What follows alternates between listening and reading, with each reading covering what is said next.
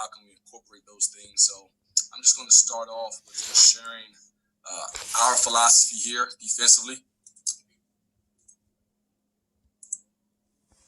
So I think you can be able to see that there. So, our philosophy here defensively is, our pretty much like everyone else, our main objective is to keep the points off the board. Okay, keep our opponents from scoring. We want to definitely help our offense gain optimal field position by giving them the ball back in various ways, either through a turnover or turnover on downs. Okay, we have to play team defense. All right, and that requires everyone's best effort when we're doing that.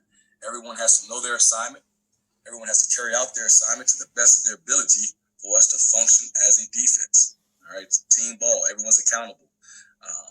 There's no I in team. We got to have trust and accountability. So we talk about those things. We talk about having great effort.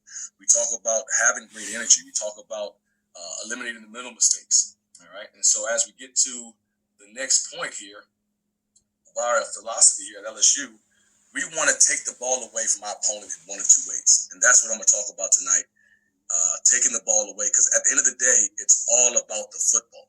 Okay. And so we want to force them to give the ball up on downs. Well, how do we do that? First, we got to win first down, right? So we got to hold our opponents to 3 yards or less on first down, therefore forcing second and long, all right? We have to eliminate the mental errors. We want to keep things simple for our guys, allow them to play fast so there's not that much thinking on the field, okay? We want our guys just reacting and letting their instincts take over. We want to overemphasize communication. That's one of the biggest things here that we're establishing here with LSU is communication. All right, everyone's on the same page. There are no secrets in football. So making sure our teammate knows their responsibility, we can communicate all checks and adjustments that way. And that helps eliminate the mental errors because now your thoughts are thinking and your mind is generating different verbal communication only out to your teammates.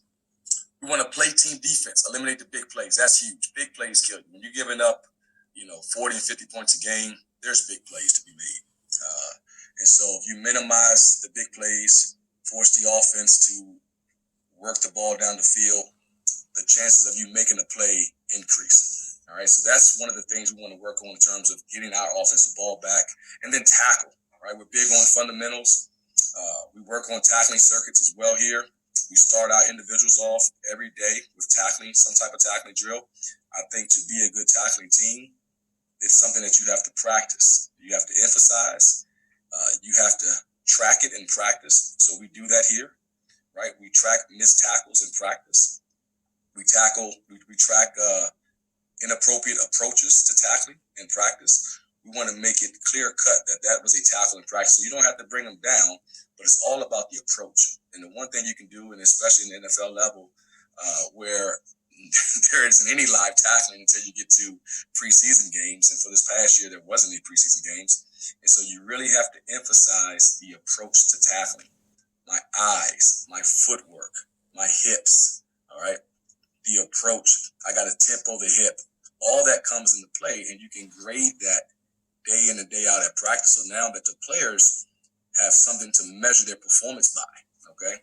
And then the second way we want to get the offensive ball back is force a turnover, all right? And so we want to either knock the ball loose by gang tackling, forcing a fumble, stripping the ball, all right? Pressure the quarterback, get the ball out early, allow him to make ill-advised throws, and we can take advantage of the football by having interceptions.